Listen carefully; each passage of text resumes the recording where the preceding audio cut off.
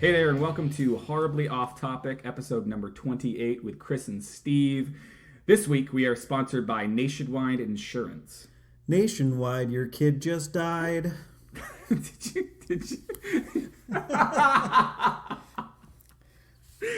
you come up with that? No. You didn't. I'm sure that somebody somewhere on Twitter I found it, but Yeah.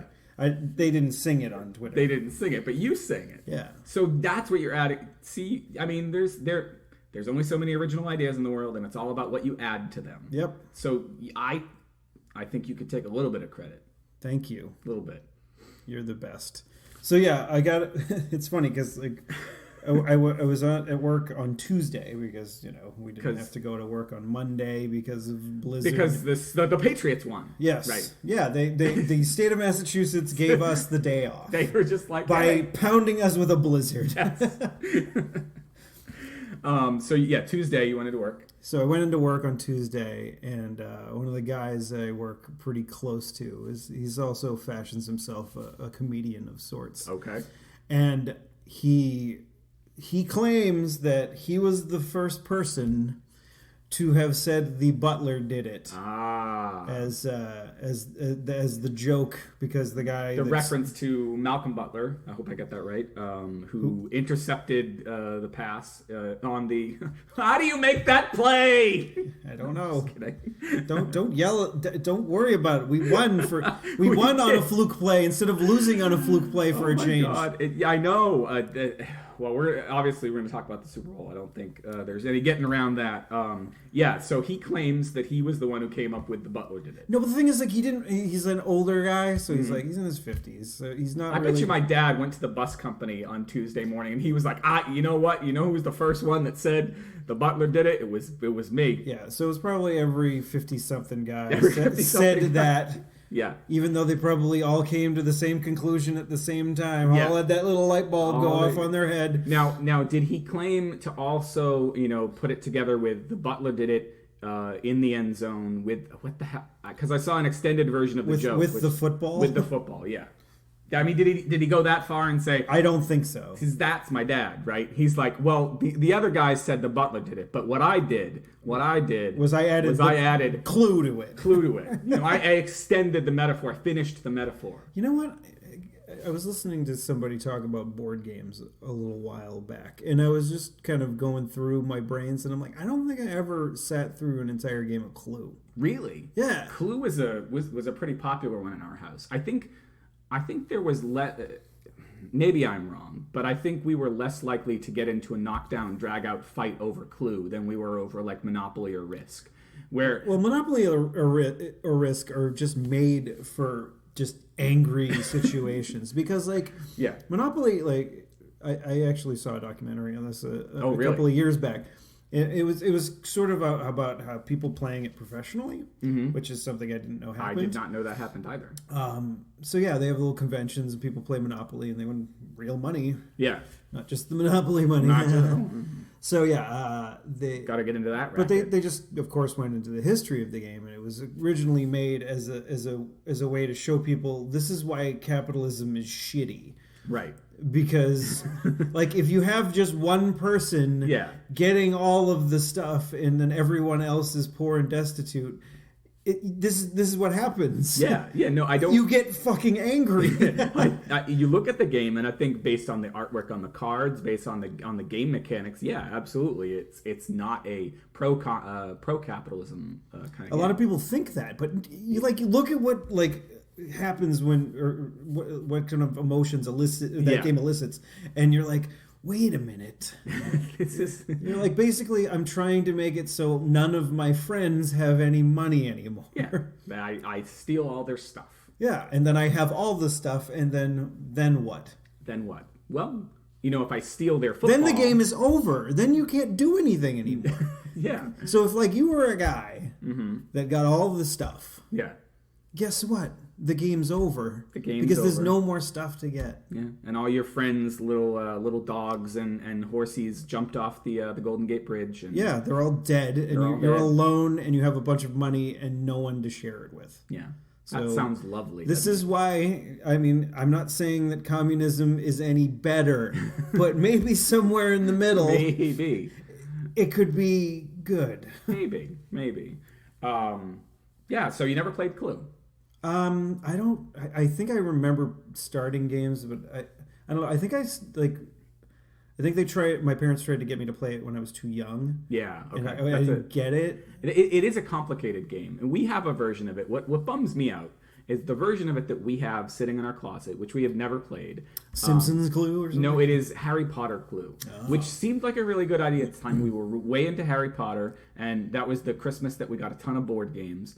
But the reality of it is, like, Clue is complicated enough as it is. When you add Harry Potter into it, and it has some other mechanic that's built in that's like Harry Potter-esque, I never understood it. And of course, my oldest is 8. We probably got it when she was 5 or 6, so we have not tried to play it with her. Yeah. That even if we tried now, I wouldn't be interested because I just want regular Clue. I want Miss Scarlet and Professor Plum, Colonel Mustard, Mr. Green. What's the name of some of them other people in Clue? There's Mrs. White. Yes. We had a version. And what was the name of the guy that died? Mr. Body. There you go.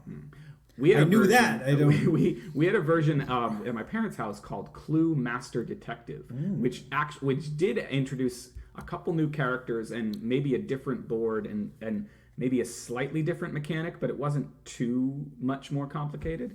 I'll have to look that up and put it in the show notes, which for this episode are at clarkwoods.com/hot/28. All right. I just want to bring this up. Yeah. Sort of a podcast thing. Yeah. This episode that we're recording right now, right, is the most podcasts I've recorded, like with one other person or with any sort of group. Wow. Because I feel honored. The Simulated Itch Relief, it's still on iTunes. You can still check it out. Simulated Itch Relief. My buddies and I only did 27 episodes, which we matched last week, and we are exceeding this week. That's pretty cool. Yeah. We have done 40 episodes of Generation Goat, the other one that I did. So sometime in the spring. Sometime in the spring, because we record Generation Goat fairly irregularly. Sometime in the spring we'll probably pass that by. Well, that's great. That is great. So yeah, we were talking about Super Bowl for a little bit. Yeah. Because that is something that happened. We were together. We were together. You made an amazing prediction. How you even I can't even. I don't even know. It was just I wish I had put money on the game if I had known. If you had known that would have been good. I don't remember what the spread was. Your dad. My dad probably knows. Yeah. So who knows? I might have wanted to still bet on the Seahawks. But speaking of my dad, would you say that the most frustrating part of the game? Oh my God! I wanted to murder your father. So Steve and I, we watched the game at my parents' house along with my parents and my wife and my 2 kids. They left at halftime. Yeah, after Katy Perry. After Katy Perry, yes, they had to stick around for that travesty. Oh, wait. I was watching it. I was sort of dumbfounded and kind of drunk while I was watching it. But looking back, there was dancing sharks. There were dancing and sharks. Giant beach balls. Okay, so from a purely what the fuck standpoint, it was pretty amazing. It was pretty amazing. This is happening on the Super Bowl. But here's the thing: back on the aforementioned Generation Goat, John used to make fun of me for being a Katy Perry fan, and I actually do like the first 2 Katy Perry albums. I didn't realize that there was that many. There are 4, I think. Wow. Or there are. I only know 3. The hits, so I that accumulates to one album for me. Yeah, but the problem is that and she may have had albums before she was big, but I don't know if the first one is actually called "I Kissed a Girl," but the one that had "I Kissed a Girl" and I liked it, that one, and then the one that followed I've done that too. That's good to hear. Yeah. If you always hated it, that would be a problem. Yeah, that'd be weird. Why am I still heterosexual? She said homosexual when I'm not. Everything on that album was either a hit or it was just terrible. It was album filler, like most pop albums. The next album, she had hits that were shit, and she had hits that were good. I think those are called shits. They were called shit. That's where the Parmento or whatever the Portmento. Palmento. Anyway, one of the shits is the song "Firework," which of course she did, and she rode the fucking NBC "The More You Know" star out of the arena on it. No, what was the one? No, it was the tiger. The roar one. That's fucking terrible. Oh god, I hate. Come on, she was riding a giant tiger. Giant metallic tiger. This most recent album that is on is, I think, her worst. Which some people are like, well, that's not. Does Kaylee really like that one? Kaylee really does like that one. Okay, of course. Yeah. It has maybe 2 songs on it that I dig. Usually, I got into the habit over the last few years of just buying albums because there would be enough hits on it to make it worth me to just buy the album. And for this one, I was like, you know what? I'm sick of buying. I'm back to being sick of buying things that have a ton of crap on them. So I bought 2 songs on that album. Neither of them were songs performed at the Super Bowl. The only part of that Super Bowl performance for me as a Katy Perry fan that was any good was her and Lenny Kravitz, because he actually made "I Kissed a Girl" and I liked it. Pretty interesting. Yeah, singing it from a male perspective.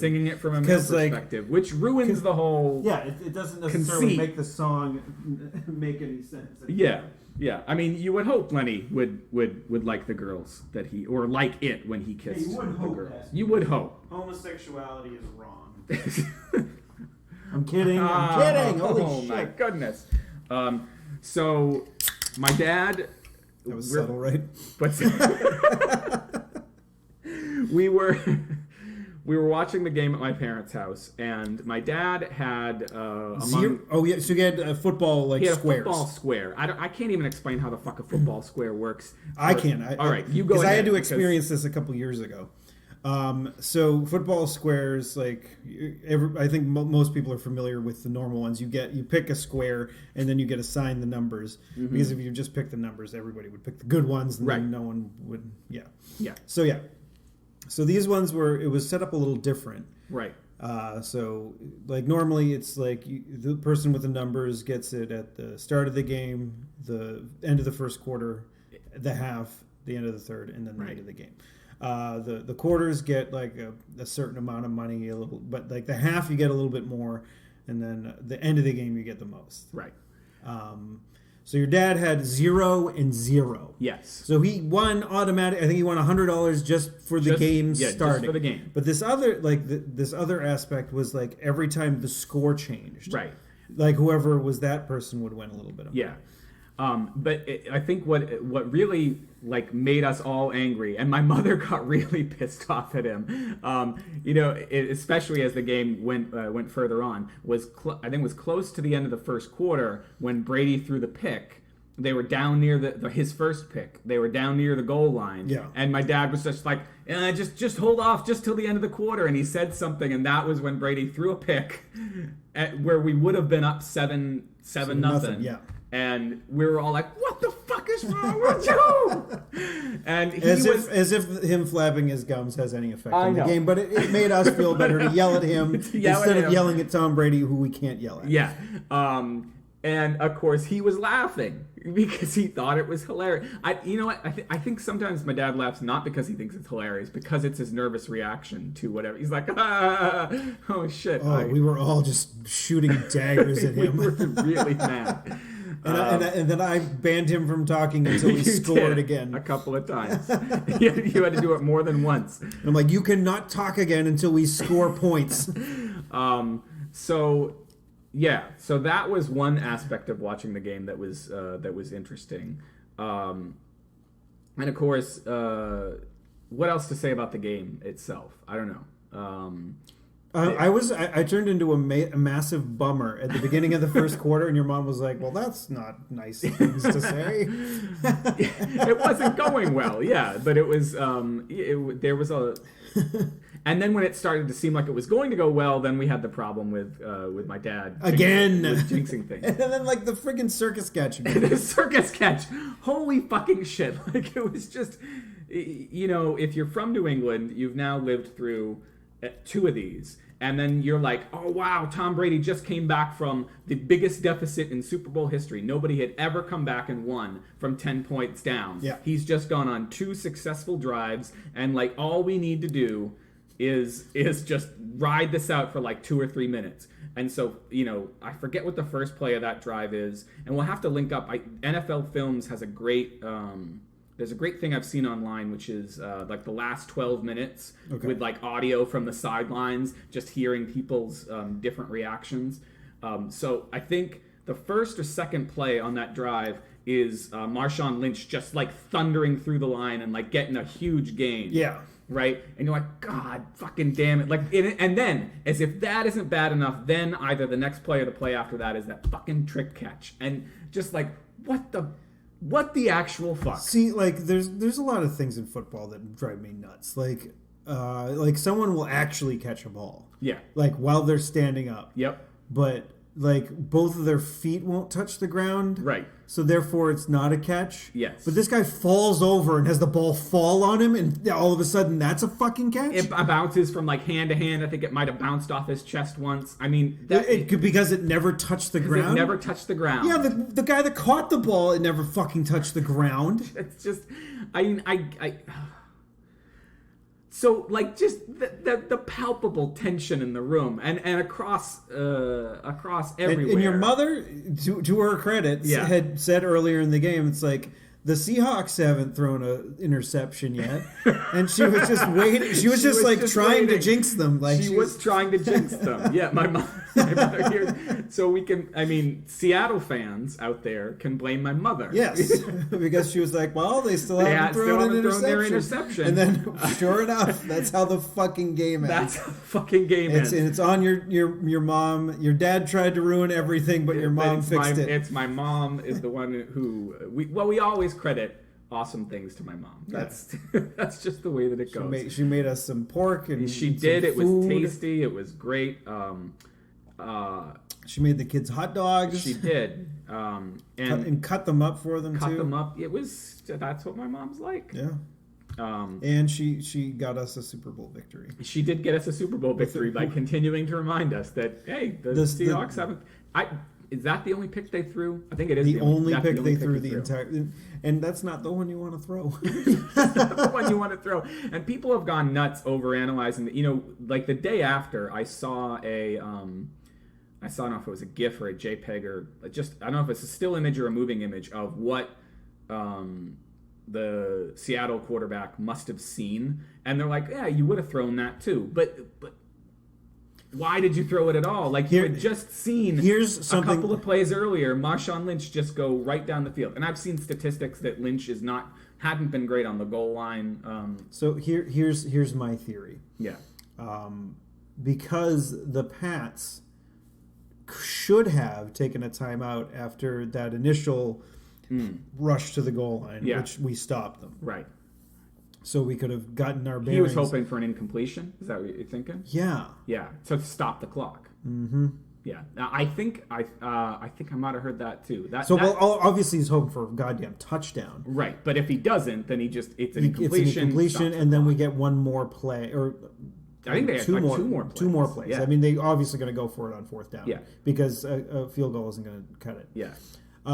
So yeah, like that. I think that was his mentality. So it's not completely irrational for him to have made that, or the coach, to have made that play call. Right, but it didn't turn out well. And I watched a little bit of I don't know if it was the NFL Network guys the next day, and all they talked about was that play. They didn't talk about any of the rest of the game. It was just that play, and in a sense that was frustrating. In the same way that they talked about nothing but Deflategate for like the 2 weeks beforehand. Yeah. It was just like, can we talk about the rest of the game? The rest of the game, it was intense. It was a very close, and we were, like I said, like I was pretty morose, and at the end of the third quarter, beginning of the fourth, and then Tom Brady went on those two drives, and then fucking got the energy back in me. Yeah, thank you, Tom Brady. Thank you, Tom. I hear he's trying to find out how to give Butler his truck that he won for MVP. Yeah, because he doesn't need that fucking truck. He doesn't need a fucking truck. But his wife makes more than him. What I thought was funny about it was that the headline was like Brady, that I saw was something like Brady trying to figure out how to. I was like, He can't just give it to him? Yeah, you take the title, you sign it over to the fucking guy, and then he gets it. Yeah, like, you don't need to go through, like, I mean, he might have, if, like, there's some tax, like, situations or whatever, probably. Brady can fucking pay the taxes for him, too. Can, yeah. Jesus Christ. What I thought was funny, and I'll try to link that NFL Films thing, is they have Pete Carroll, the Seattle coach, mic'd up right on that play, and instead of saying, oh shit, it's like, oh no. Like, you know, if you're scripting that, that's the one time that even the nicest, like, not foul-mouthed person says, ah, shit. And he's like, oh, no. And it seems totally disproportionate to what just fucking happened. Yeah. It's like, oh, no. Well, sometimes, like, I don't know, if you're in an odd situation, you just don't curse. Yeah, I know. Like, sometimes, like, you know, there's been times where, like, something exceptionally shitty has happened to me, and I've been like, oh, freaking Willikers. I've unintentionally censored myself, and then I'm like, why did I just do that? Like, I should have been more angry. Yeah, it's I say Jiminy Cricket a lot, which is strange. Well, it's better that you have kids and you're saying Jiminy Cricket instead of Jesus Christ. Or, but now they probably think like, or like, what did that fucktard just do? Fucktard is I'm ashamed to admit it, but fucktard is one of my favorite kind of like invented second generation swear words. Yeah. I like fucktard. I think it's funny. And maybe I shouldn't. Whatever. You can like what you like. Yeah. So that's... Stop judging us, a fucking America. a fucking America. All right. So I don't have anything else to say about the Super Bowl. Do you have anything to say about the game itself? Well, we just talked about the game for a while. I know. We did Sports Talk Radio for fucking 20 minutes. What about the commercials? Okay. So, I mean, we made the joke at the top of the show. I liked the Brady Bunch one. The Brady Bunch one with Machete. What's his name? Oh, freaking... You made me forget. Sorry. Fucking hell. But if Steve Buscemi's in it, look it up, please. I will look it up. You tell me. Like with Machete, and he's playing Marsha. Yes. And then Buscemi is playing... Is Buscemi playing... He's playing Jan. How do we find out that it's Buscemi? Oh, because he never transforms, right? Yeah. Okay. I'm like, wait, how would he's like Ranma 1/2. That's a Danny joke. Trejo. Yeah, Danny Trejo. Yeah. Is and he's like, you know, saying that he's gonna murder Peter or whatever. Yeah. And they're like, here, have a Snickers, blah blah blah. Are you feeling better? Yeah, that's great. And that part is fantastic in and of itself. I like how they got Robert Reed back from the dead. Yeah, that's a neat trick. That one I like. He wasn't holding a small dog and wearing a robe and sipping broth. Wait, what? That's an old joke that Jim Norton used to tell because he died of AIDS. Oh, okay. I'm trying to think of the other ones that I liked or didn't like. I mean, I host the site that this podcast is on, and my own site is hosted on Squarespace. So and I like the dude, so I like the Squarespace commercial. Oh yeah, the Jeff Bridges. Jeff Bridges, Dreaming with Jeff. Apparently, there's like an album attached to that. There is, yeah. That's the whole thing. You can pay what you want for the album, and all the proceeds go to No Big Child Lebowski Hungry, 2? Something like that. Yeah. Big Lebowski 2, or maybe it's the Big Lebowski Pinball. Maybe. Or getting me a Big Lebowski Pinball. That's a great charity. That is a great charity. We should do a Kickstarter to get you a pinball machine. So we're going to put it in this amazingly large apartment. I have thought about getting, we've talked about like shirts and all sorts and advertising. I did think about a Kickstarter for getting us better mics and stuff like that at some point. But I think doing one to get you a pinball machine is of a higher priority. Yeah, well, let's do. We can do them both. You know? We can do them both. They're not mutually exclusive. So I dug the Squarespace one. I like the Snickers one. The one that I didn't see that like there was a big hubbub. Yeah. About before the Super Bowl started was one for Carl's Jr. because they do one every year with like some hot chick eating cheeseburgers. Right. Which happens. I think the way that is the way that you become hot. Apparently, you eat cheese. Well, apparently, it's not working. It's not working for me either. I had a cheeseburger for lunch because I forgot my lunch, and the closest thing to my class, I only have like 30 minutes between classes, and the closest thing was flat patties in Harvard. Harvard Square. So I had a burger, and it's not helping me be a supermodel either. Well, whatever. But like, yeah, okay, so there was a Hardee's one. Yeah, it was like the chick is presumably nude, walking through this area, and all these guys are like making jack off motions and like shooting ice or water or whatever simulated jizz is supposed to be insinuated. And then all of a sudden she's not nude, but she's wearing a bikini, but she has these huge tits. But like then she's like, I love natural burgers and my natural tits. Then she grabs her tit and eats the burger. No, that's not what happens. But Jesus, how great would that have been? You had me for a second. I was like, well, it makes sense why they banned it then. Well, you've seen plenty of commercials where they try to imply a certain level of nudity, and then they show that it's, and bikinis are usually the way that they do that. So it seemed realistic until the part where you said she grabbed her tit and then grabbed the burger. I was like, wait, is that what happened? No. But she did have... do you know who the model was? I forget her name, but I remember like a couple days before I was at Dan and Jamie's, and we were watching some TV, and then we were watching TMZ for some reason. Because why not? And then we played a little bit of Fortune Street, but this is when I was eating my terribly hot wings. Oh, I remember. I got the mega shits. And we're watching that, and she's on there, and they're talking about the ad, and like I don't know what it is, but both of them were like, she has a weird face, and I didn't see it. Like I was just like, I think she looks very attractive. Yeah. But apparently, according to them, according to TMZ. No, not TMZ. To Dan and Jamie. Okay. They were like, she has a weird face. She has a weird face. Oh, and I'm like, whatever. She has great tits and a good face. I think her face is fine. Okay. What about, if you're out there listening, your face is fine. You're welcome in air anytime to come by. Steve doesn't remember your name, but he admires your I will remember it after you come by. I swear. What about the Kate Upton God of War one? See, that wasn't as good. There wasn't as much exposed... We do an outtake on that one. Exposed flesh. Exposed flesh. She's interesting to me as a figure, because she seems like she's definitely not a plus-sized model by any stretch of the imagination, but she seems like a fuller-figured, more normal... Well, because she has big tits. I think that's what you're saying. That's not what I'm saying. It just seems like she's a girl with a small frame with big tits. That's not what I'm saying. But that's what she is. Okay, that's what she is.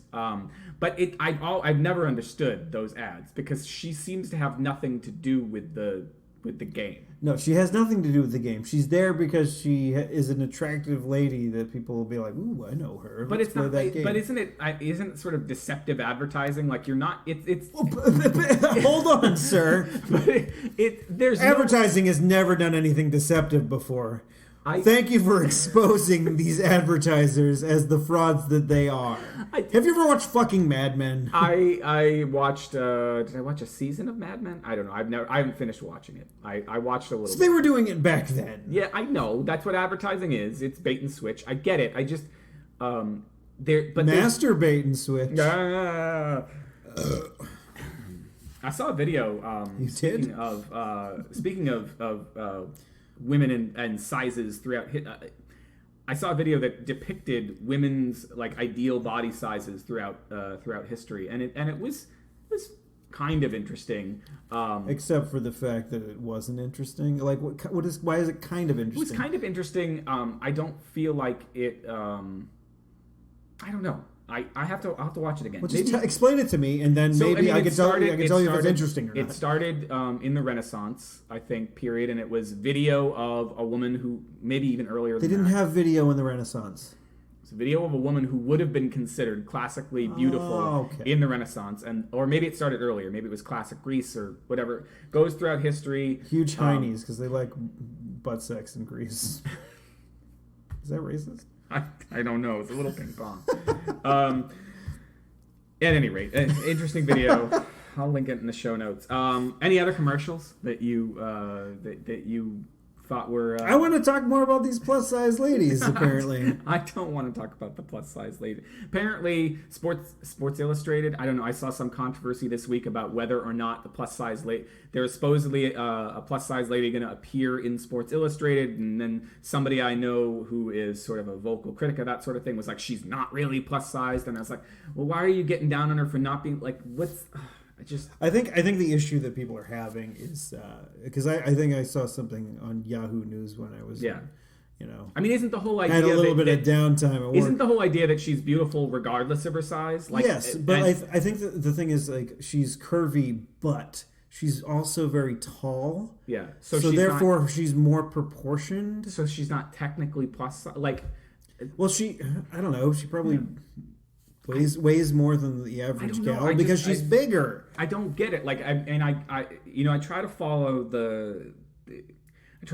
like the arguments and understand them, and I get lost sometimes in terms of like, well, she's not if you were to put her against that video, and in terms of what is supposedly conventionally beautiful now, what is conventionally beautiful now?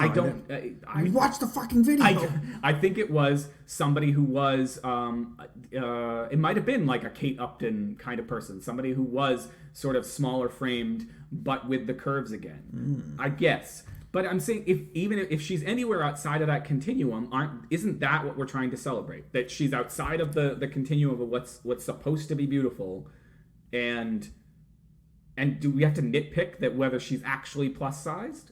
That part just I think it's just some gals that are like real people and not models that are plus size. But like the thing, I think we talked about this before. Like Dove did that ad where it had plus size models or whatever, real people. Yeah, are you gonna? No. It's something you made me think of in terms of the ads. One I'll come back to. So anyway, Dove did an ad. Yeah, and it was like real women, and like apparently sales went down for Dove, like not a considerable amount, but they went down after they started airing these ads, and they were like, "Fuck, what do we?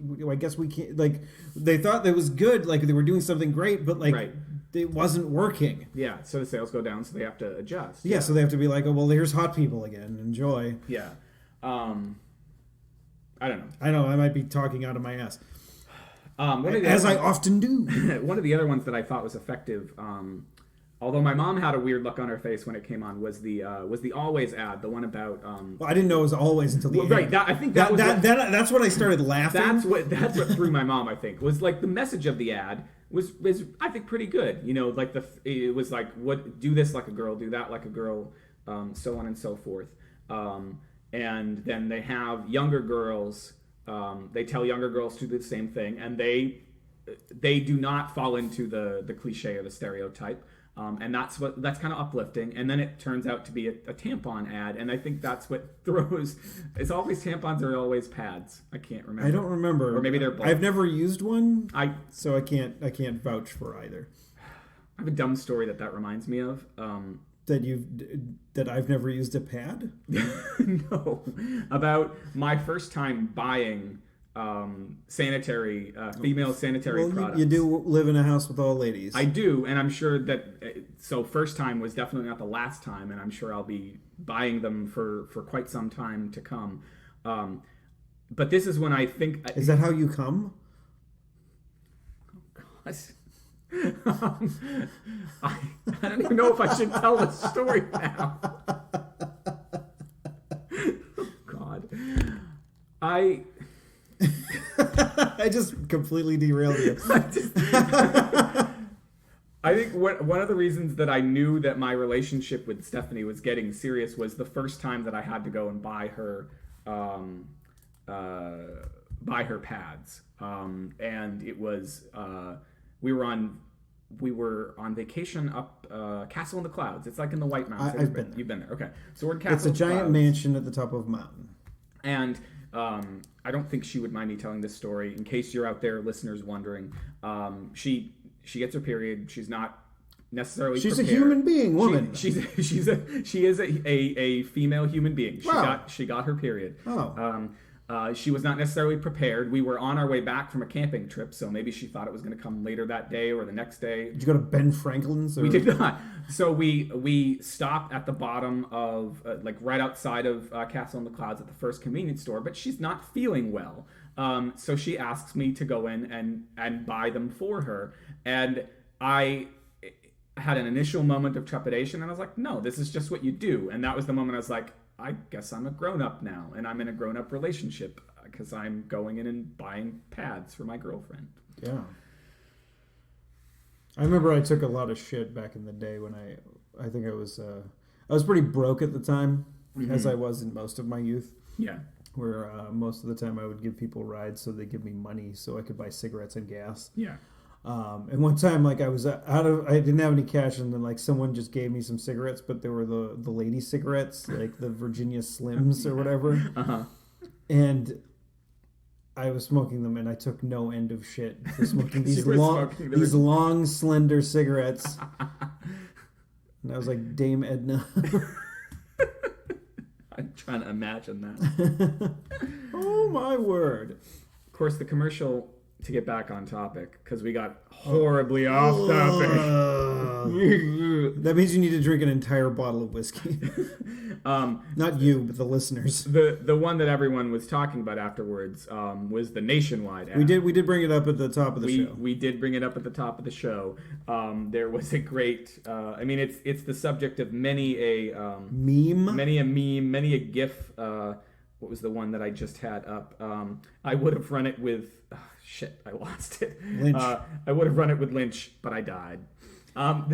Like, okay, so we made a joke about it earlier because, like, it was like, oh, this fun little thing about this kid, and like, he's like, I would have done this, but I died. What? Like, why do you have to be such a bummer? Like, there was a lot of bummer things. There were a lot of bummers. I was hoping for like funny things. Like, that's what I want for my Super Bowl. That is I want generally funny nonsense. Like the one like with the guy with the Doritos on the airplane. Yeah. Like that one's the kind of Super Bowl ad I want. Yes. Because like, you know, he's like, oh, like what do I have? IBS. He's reading a book on that. Like, yeah. Like getting people to not sit next to him. Like, oh, there's a hot chick. Yeah. Oh, she has a baby. She has a baby, and she ends up. But he's giving the baby Doritos, yeah. So it's okay. That one was funny. Yeah, I want funny. I think a couple of serious ones because you've got a massive audience. A couple of serious ones is not a bad thing. Where did he get the IBS book? Does he actually have it? I don't know. That is an important. Does he bring that book so he can get people to not sit next to him? That is an important question. I do not know the answer. Talk to Doritos. But the Nationwide, of all the bummer ones, the Nationwide ad just took it to another level that it did not need to go to. I don't understand what they were thinking. And of course, the next day they come out and they're like, well, it did just what we wanted it to do. It started a conversation. Started a conversation of people like getting rid of your damn insurance and going to like the one with the black guy. With is it Daniel? No, not Daniel. What the hell is his name? I can almost picture his name is on the tip of my tongue. The one with the hands, though. Like, well, yeah. Or is that Nationwide? What's the other one? I don't know. Whatever. Dennis Haspert. Dennis Haspert. He's on that new show with the guy from The Office. The American Office. Yes. Backstrom is the name of the show. I watched the first couple episodes. I don't dislike it. Okay. That is a ringing endorsement. I don't dislike it. I don't know. Like, the character seems like, you know, just angrily irredeemable, and I like characters like that. Yeah, no, I dig characters like that too. It's the characters that I tend to try and get my students to write because I think they try to, generally speaking, not all of them, but generally they try to write people who are too nice. And no one is interested. Nobody is interested in someone who is like nice and not perfect. So yeah, like I mean if you and is perfect. If you look at a show like Arrested Development, please say you've seen it. I've seen I don't know how much of it. I have not seen all of it. Okay, well, I mean at least you've seen some of it. And so basically there's Money in the Banana Stand. Yeah. You've seen like one of the first few episodes, which is great. But Michael, the characters who I don't want to say protagonist because Jason Bateman's character? Yes. Yeah. He's basically the straight man, and he's the basically the least funny person on the show, and he's redeemable. Yeah. He is somebody that you could see yourself being. Right. So basically, he's your guide into this nonsense. Yes. And so everybody else is bonkers. Yeah. And they are the entertaining part of the show. Right. So yes, it's okay to have one boring, bland character, but I would like it, generally speaking, if more of my students wrote more kind of. I mean, don't get me wrong. Jason Bateman's character and the character itself do say funny things, but yes. they're not as outrageous as right. the rest of the family because everybody is, like I said, bonkers. Was it Netflix that did like a new season? Yeah, a new season of that. Did you watch any of that? I watched it all. It was not as good, but it was still entertaining. So tell me what you think about this. Uh-oh. Netflix wants to produce a Legend of Zelda TV show. Well, excuse me, Chris. I didn't know about this. Just on the ride over here, we're recording this on... you were busy on your phone. I was busy on my phone. I was busy on my phone because fucking traffic was ridiculous. But I happened to see, going across my Twitter stream, Netflix developing a Legend of Zelda TV series. And this comes from the... Slash Film, which is my go-to for all sort of film and specifically like nerdy film news. It says Netflix is reportedly out to writers for a live-action Legend of Zelda TV series. Nintendo is on board and working closely with Netflix, but can ultimately scrap the idea if it doesn't fit in with their vision of the series.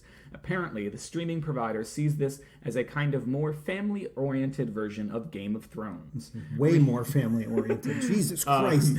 Yeah. Hey, people aren't getting murdered constantly. I should hope... Ganon's kind of a badass, right? Does he murder people? Is Ganon the bad guy? He's the bad guy. He's the bad guy. I was like, oh shit, is Ganon the bad guy in Metroid? And I got that wrong? No. Mother Brain. Brain, okay. Okay, so...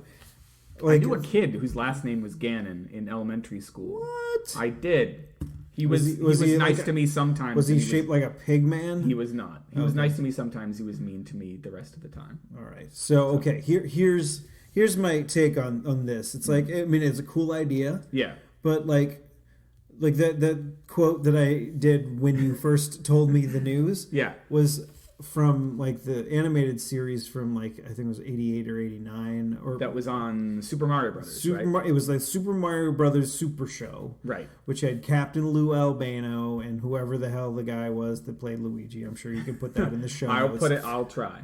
And they were plumbers and they just had their little like plumbing outfit and they just did like live stand-ups in between the cartoons or whatever. Yeah.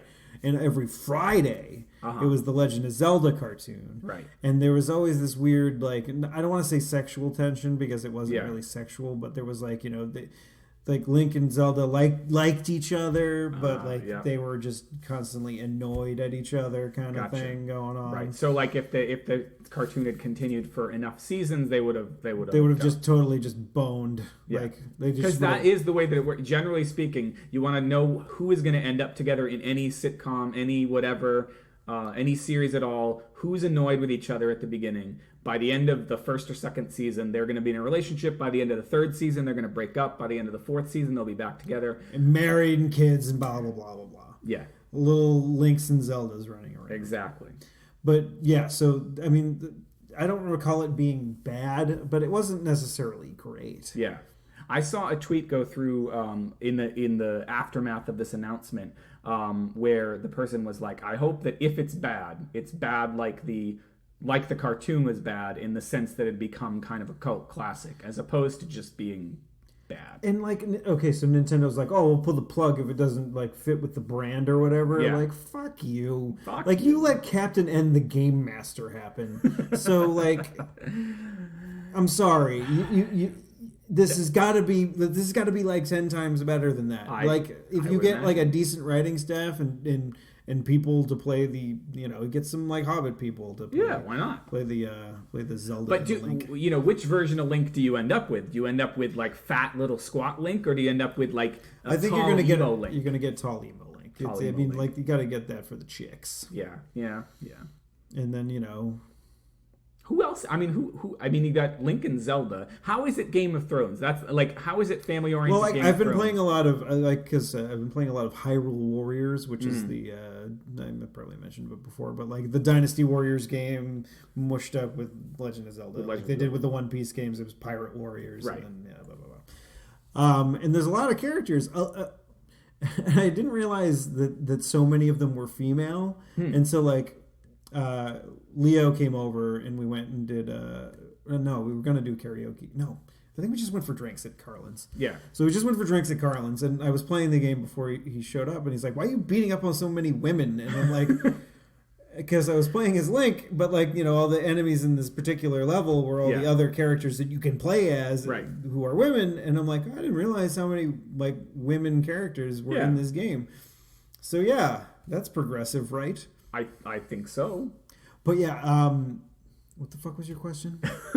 Who are the characters in? Yeah, but there's like a lot. Like there's like because I mean the thing that I think, aside from the sex and violence of Game of Thrones, what I think about is it's this huge sprawling cast, and you keep cutting between various storylines that are eventually all going to wind up together. And I just, maybe it's because I sucked at Zelda and didn't play it enough, but the only characters I can name are Link and Zelda. Well, the first one, there wasn't much of a story because it was on Nintendo. You couldn't have much of a story unless it was like a role-playing game. Right. And so, yeah, like Zelda 2 had a little bit more of a story because you had to run around going to different towns and whatnot. Yeah. Like A Link to the Past is where, like, I think, like, the story elements, the first one for the Super Nintendo was the one that, like, big story elements happen. And I don't know if they're going to base the story that they're writing for the show on something that exists already, or if they're going to, you know, use the characters in a different vein. I don't know. Yeah. I mean, there's a new Zelda game coming out, I think, sometime this year. But, so that would make sense to try and monopolize off of that. I don't know. I generally, even though I've kind of just dipped my toe into the various Netflix series, I'm actually pretty excited for what they do and what they offer. They are doing, I'm a huge fan of the Marvel Cinematic Universe, and they're doing 4 or 5 series set in that universe on Netflix, beginning with Daredevil, and the trailer for Daredevil came out this week. And it's going to have Affleck in it? It does not have Affleck in it. Damn. No. So it's like it's starting from scratch, and it looks pretty good. It looks like the same kind of idea that you get in the Marvel movies, except darker and more fit for Netflix. I think you'll probably have some blood. I don't know if you'll have any sex. I think they will probably want to keep it still open to your kind of like 13 plus. But maybe it. But you want a little bit of romance, some smooching, but nothing nothing below the belt. I don't know Daredevil all that well. I've only read, but there is a love interest, so I think you could get a little bit of that. Here's the question for you. Daredevil is blind. Yes. So I don't know, like if we have any blind listeners, because that could happen. That could happen. If we have any blind listeners, like because a lot of men are stimulated by things that are visual, to get a little hard dick. Is that the same case, or like what gets Daredevil hard? Not necessarily Daredevil, but people that are blind. What gets them going? That's a really good question. Is it a sexy voice? Is I it would like imagine. Like nibble on the ear, a little bit of kissing on the neck? Like, it's my understanding if you lose one of the senses, and then that's the whole conceit of Daredevil, is he loses one of his senses and all the other senses get heightened, and he gets like a radar sense, which is above and beyond. Well, no, the like real life, but people who are in real life, I would imagine you lose one sense. No. I'm saying people in real life, blind people, like use echolocation. Some of them have that ability, not everybody, but like they can use echolocation, so it's just like radar.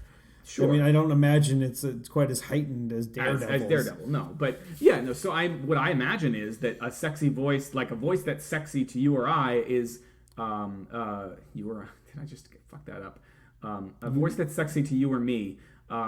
It's you or me? Like I don't know. It's you or me, because you're the teacher. Because would you say a voice that's sexy to me or a voice that's sexy to I? That's how you figure it out. So it's a voice that's sexy to you or me.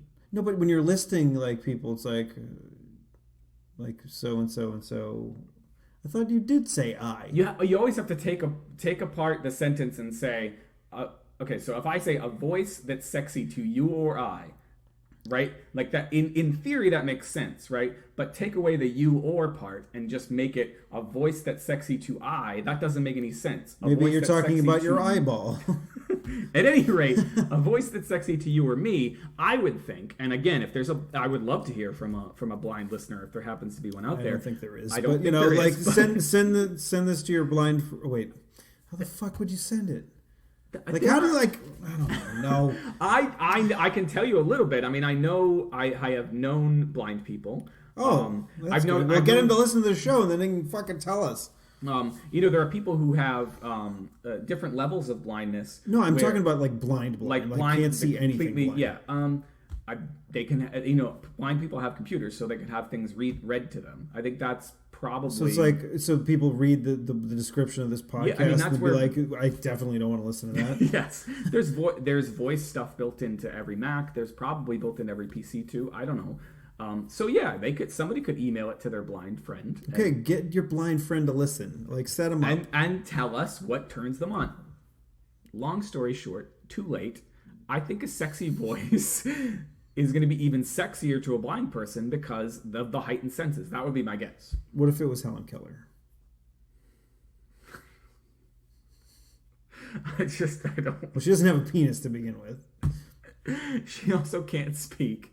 She eventually could. She can't hear. She eventually could speak because of the fucking miracle worker. Is that right? But she couldn't hear, right? She was blind, deaf, and dumb, as they called it back then. So she couldn't hear. Yeah. No. She had the triple whammy. That's just what they referred to it in the in the old medical. Because back when I was in med school, that's what we called it. The triple whammy. Couldn't see or hear or talk. So yeah. Somewhere on this sheet. Well, there's two things that are on this sheet. We took a tangent on there. We did. But there are two things on that sheet that we have not talked about. Oh, there was a thing on The Simpsons recently that was some inventor came into town and what the fuck was happening? Oh yeah, like all the town's work was like dried up and so like there was a guy, I think it was Lenny, walking with a couple of coconuts to the Krusty Studios or whatever. Okay. And then they had a sign up front that said no Foley work. All right. Well, apparently I will not be going to work for Krusty. Yeah. There are two things on the sheet. One of them was referenced off of Kate Upton, so we missed an opportunity earlier. And it says Cat Daddy. All right. So I have no idea what that one's about. So this is how I became aware of Kate Upton. Okay. Because like I don't buy magazines, so I'm not up on the swimsuit issue, whatever. Because that's what apparently everybody else saw her in first. But there's just a video of her just kind of doing a little dance, and I guess it's called the Cat Daddy dance. I don't know. I have no idea why. The video is called Cat Daddy. Okay. But it's just her. Just is she dancing with a cat? No, she's in a bikini and just with cats on it. No. Is there like a hip cat? Like a hip guy sitting around, and he's the cat who she's dancing for. I have no idea. Or is it a reference to like lady parts? I have no idea. I don't get it, but I do get it. Cat Daddy. It's just because they're bouncing and it's great. All right, so you don't understand it, but you get it. Yeah, I get it. Okay. I don't understand why it's called Cat Daddy. Someone could email us and tell us. So that was one thing that was on the list. The other thing that was on the list comes to us from our frequent and favorite. Let's just be honest. Yeah, you are our favorite, Brian. Now that we can say your name. And it is a link I will put in the show notes, and it refers to our mention last week of male jeggings. Yes. And it is a link titled Photographic Evidence of Why Men Should Never Wear Jeggings. It was a nice little outline of the man's balls and cock. It was a very nice outline. Yeah. It was nothing left to the imagination. Chris was just drooling the entire time. Well, Uncle Steve, Listen, Cat Daddy. Oh. Okay, so we covered everything that's on the list. Are we done? We're at 53:40. But you asked questions of people on the internet. I did. Oh my gosh, we did ask questions of people. You'd on be the like, internet. oh, what do you want us to talk about on the show? And then you're like, all right, well, we'll see. We did talk about some of it, right? So, oh yeah, we talked about the Super Bowl. We talked about the Super Bowl at nauseam. Matt, friend of the show, Matt, asked us to talk about Super Bowl commercials, which we did. Yes. He also asked us to talk about high school dances, and I don't understand why. Didn't we both already talk about that? We did talk about high school dances. I remember I went to prom with Will's sister. Right. And then I talked about going to a dance where I had a winter dance where my car broke down and I had to end up at Will's house. And that's probably all part of that same conversation. I don't know what so we episode did that was. before. So Matt, what the fuck? Listen to the show that we already talked about it. And then my friend Stacy wrote, and I don't know that we have enough time to sort of address this, but or at least in the depth that it probably requires. She wrote, okay, random, but I wish people knew more about how to treat an American flag. My interest was piqued, so I wrote back to her. I said, anything in particular prompt that? Video, an article, or something? And what she wrote was, I've noticed as I'm driving around that the snow has been, we've had a lot of snow. Shit. We have more on the way. Yeah, we got a nice, that's why full disclosure, we're recording this on Friday. Because there's a lot of fucking snow, and I just have to say, the road that I have to drive down to park at the university is meant to be a two-way street. There's now so much fucking snow that it is a one-way street that still has to be a two-way street. It is a long street that a lot of traffic goes down, and I have a very hard time getting anywhere. Sometimes it can take up to like 15 minutes to get off the street because somebody is coming down. I know, you're bored. No, I'm not bored. I was just like burping because I had shit in my mouth. Somebody's coming down the street from Mass Ave. Somebody's coming down the street and you're trying to get back onto Mass Ave. You have to find a snowbank to pull into because they can't back onto Mass Ave. And then if somebody else comes down Mass Ave, you have to find another snowbank to pull into. It is the most... There's a lot of fucking snow, and I'm sick of it. I gotta say, like, before we get into flags, which is really important. Yeah. Am I yes? Maybe. Yeah. So we, I haven't experienced a lot of traffic per se over the last couple of weeks or months or whatever, because the way I go to work, I don't get on the highway typically, unless like sometimes I'll go on the way home because I'll look on like Google Maps and it'll be like, oh, there's no traffic right now. And I'll go that way and I'll save myself 5 minutes or something like that. But normally I just go the back roads. So like everybody's like, oh my God, traffic was blah blah blah blah blah. Like I was in traffic for 700 hours. I'm like, oh, I was an extra 15 because the roads were shitty, but you know. Yeah, it wasn't as bad. Yeah. So like there was apparently on 495 there was a giant snowbank and somehow some SUV had ended up at the top of it. Okay. And I've seen some of, not on 495, but I go Route 3 and I saw a giant one the other. I was like, how do they even get the snow that high? But yeah. Well, like I don't know, like I guess they have little. I mean, they must little have dubers that can drive up the snowbank. Can drive up it, and push pile more on there. Push it back as far as they can into the woods or whatever. Mm-hmm. I can't understand where we're going to put all of it. I also can't understand, especially where the city is going to put all it. I went for a walk on, I don't know if it must have been Tuesday, in between my classes from Cambridge into Boston, and they have no place to put it. And I was really surprised that the parade, the Patriots Victory Parade, was even able to happen at all. I wondered how many people they were just sitting on snowbanks. They didn't have their normal lawn chairs. My dad said, and I didn't see. Did he go? No, he did not go. He called me because I've been to all three of them prior to this, but I had too much damn work to do. And I missed my first Patriots Victory Parade. He called me to see if I was there, and he said there was a guy on TV right in the line of sight for the network. I don't know which channel. Did he have his balls out? Was he wearing jeggings? No, he was not wearing jeggings, but he was holding up a sign that said, "We'll take down sign for $200." Like, but it was right, like they kept going to it apparently.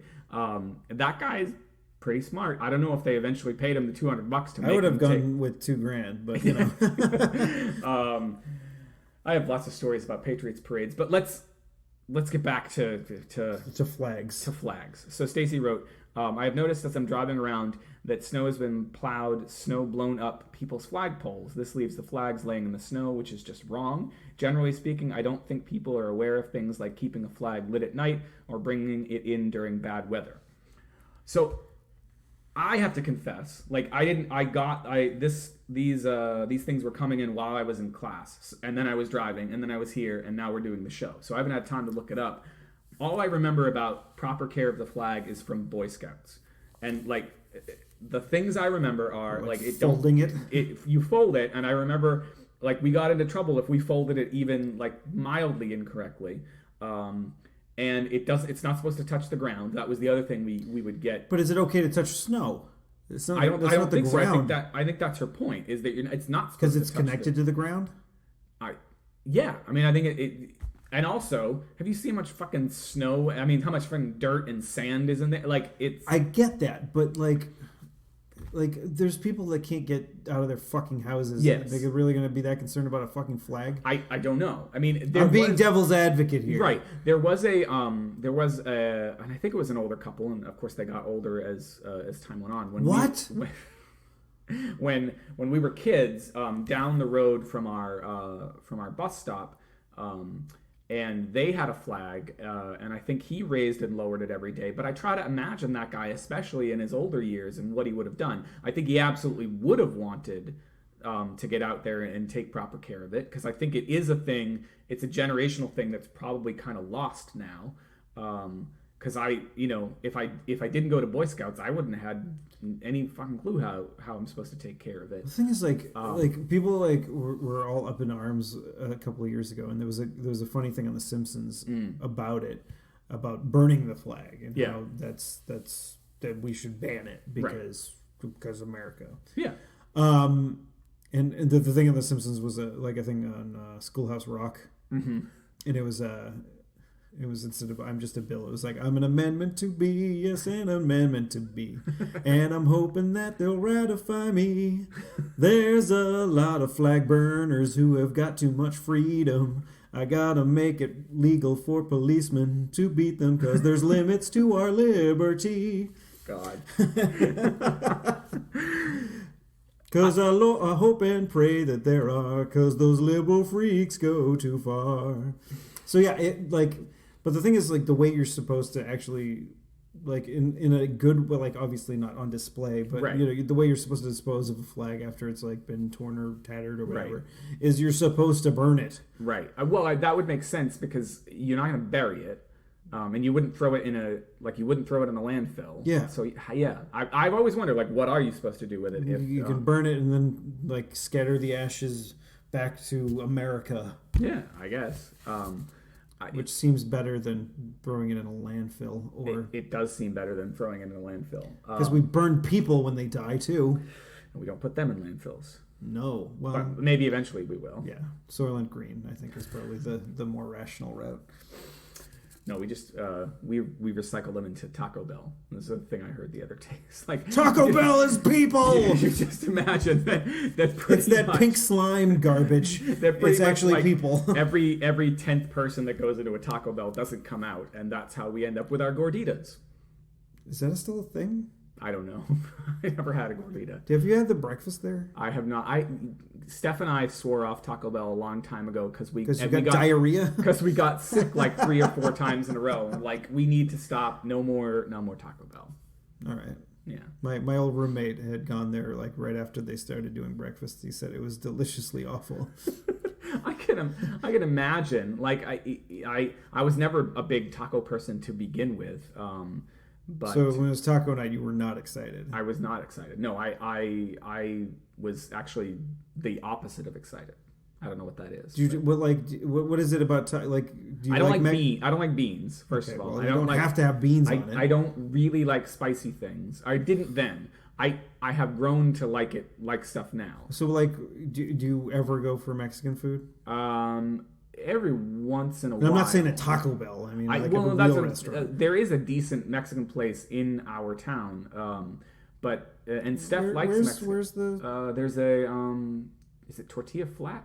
Is that what it's called? Oh yeah, I've driven by there a bunch of times, and I've always kind of wanted to stop. I've gone in a couple times, and it's not bad. Steph likes spicier things, so we do occasionally go out for it. But the kids, I mean, you were just you said at the beginning, cut up hot dogs. My mother made a great slow cooked pork with barbecue sauce, and my kids had to have cut up hot dogs. So yeah, no, we don't generally get out for. But they ate the same animal, only I don't know what kind of hot dogs were they? Were they beef? I don't know, but the hot dogs are nothing but lips and assholes. Don't you remember? From the Great Outdoors. Great Outdoors. That's the second week in a row we've referenced a vacation John Candy movie. It's gonna be a new part of the show. Yeah. That's like a lot of drinks.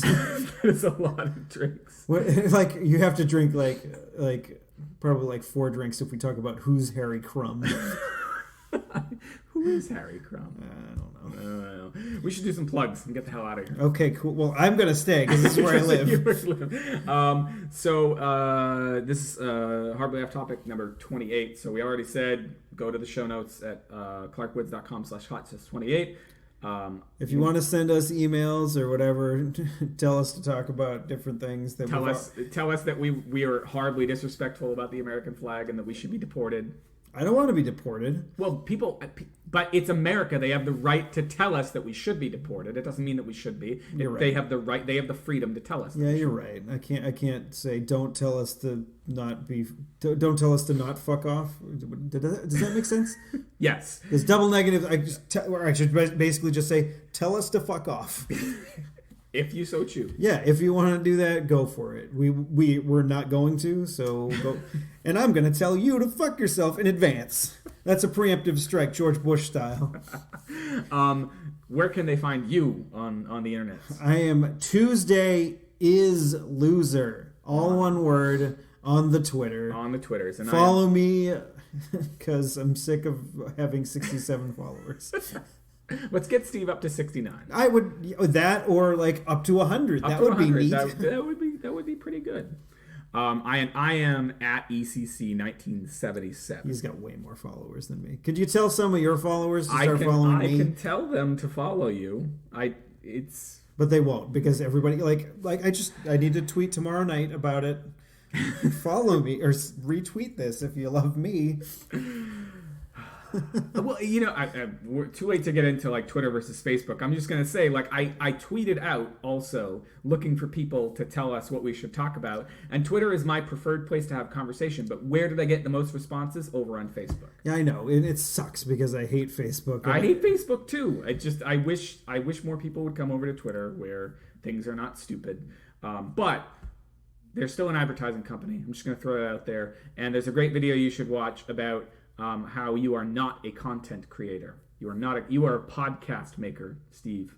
You are a podcast maker. You are not a content creator. Okay. I didn't realize that was the thing that I was claiming to be either. I'll link it up in the show notes, but it's basically about all these places are fucking making money off of us. And that'd be nice if we could start making money. It would be nice. Us. It would be nice. Hey, send us money too if you want. I can always, it would take me like 2 seconds to throw up a little donation page on. We could do a Patreon. We could do a Kickstarter. It would probably. I shouldn't volunteer because I've got too many things to do. Maybe we'll wait till the spring, or maybe when your semester's over, because I don't feel like. Or maybe I will just do it this weekend. I will put up a little donation link. Saying it out loud. That's what we learned at New Hampshire Media Makers. You say it out loud and it makes you do it. Yeah. I'm saying it on the podcast. I will put a little donation link in the show notes to this episode, and you can send us some fucking money. Yeah. Send us $1. Send us a few bucks. Send us $100. Send us $100. $150,000. We'll split it all evens.